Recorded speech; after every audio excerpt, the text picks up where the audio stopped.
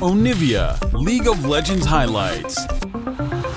Is to deny him farm, deny him CS, deny him experience, get ahead and control the mid game extremely well with the wave clear that Rise is going to have, the realm warps.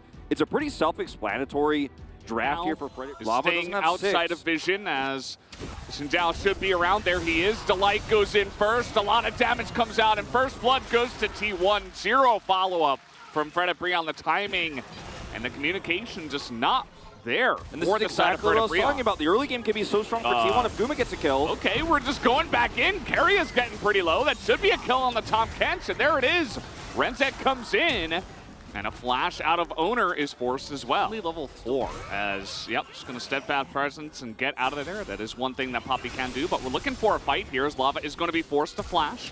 Faker also rooted down. They want to go for this fight here, 4v4, but Lava's being isolated on the left side. He gets so low, and he gets out, though, as the trade goes on to Guma. Upti is so low as well, but he's totally fine. And look at the Kalista. Henna's just jumping around here, stunned into the wall. Another kill goes the way of Fredit BRION as Faker gets a bit close to the sun, but he is Azir and has flash still, as Upti somehow still level 4. Yeah. So this time. A Mega Gnar, though. Looks like they're waiting as the Mega Gnar is popped here, but they don't seem to care as the red buff comes in, and the needles, maybe one more will come in. His Owner flies in from miles away with the flash. But this is what happens when the jungler goes top for Henna, unfortunately. But, you know, I feel like despite T1 now also getting a value here in mid, I think Fredit BRION played a great start with his composition. T is coming on down, but he's just going to helicopter someone out as Carrier does get a little bit isolated. Will have to flash there, but it's an entire mid and tier 1 and top taken. So this is the classic T1 thing where it looks like, oh, the opposing with Zeus as they're trying to get on top of Faker, who is isolated in the mid lane, does not have flash, and he gets taken down. That's half of your damage gone now, and basically all of your engaged. Faker has teleport, but he's not up for 30 here. Should be Fredit BRION's Drake. There should not be a question about it as Guma is going to back away. The teleport is coming in as Realm Warp as well flashes away from T1. The Crescent Guard as Owner has to flash too. Keep in mind, this whole point was taken. Carrier's back here with Zeus. They want to try to turn this as the teleport from T1 is coming in. The Curse of the Sad Mummy is going to catch 2 of them. Zeus is standing alone, 1v5 essentially, eventually gets devoured. As T1 are just fighting this out for ages. So much damage on this Azir, doesn't have ult yet. Yeah, he does stack up so many of those soldiers. Now, Moonlight Vigil comes out, forces some flashes, lots of low health bars as T1. The Forever Kite might just work as the Gore Drinker's big, but Henna might be bigger, but the exhaust is huge. They are going to take down that Kalista, and it does look like T1 will eventually cash out here as Faker just going to run it out, avoid all of that Rise damage, and T1 get a bunch of kills. The control to be starting this one. They will be seen and pushed away. Yeah, they're kind of leaving Guma and Owner out to dry. I mean, this is in Pelios with no flash, and Carrier just gets out of there. He's like, nope, see you guys later. He's going to use his Devour onto Zeus, who gets incredibly low. Faker tries to make a play, but I mean, he's getting pretty low on that back line, and nobody's dying here on the side of Fredit BRION. Look at the health bars. It doesn't matter as 4 members at T1 go down. And Fredit BRION now are going to take the Baron. I think Fredit are now in full control of this game. It was still on a knife's edge after, yeah, Soul Point traded for team fight win, technically speaking, for T1, but T1 get greedy, start to group for a Baron, and it's crazy that... I mean, T1, they might be able to fight over this one because Rise is getting the inhibitor.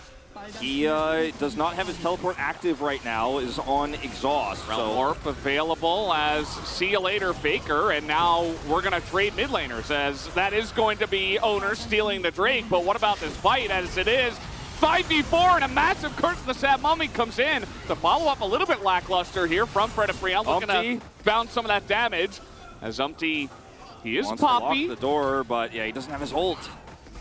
Yeah, he's okay. They're going to teleport to the bot side, actually, and this is a massive wave, so should absolutely at least be this inhibitor as T1 have to wrap all the way around. They can't stop any backs, so there's no way Morgan can grab anything more, though, than the inhibitor. I mean, look at really 1v1. Yeah, he's just going to push that, so he's not really losing much. He's actually getting more golds there.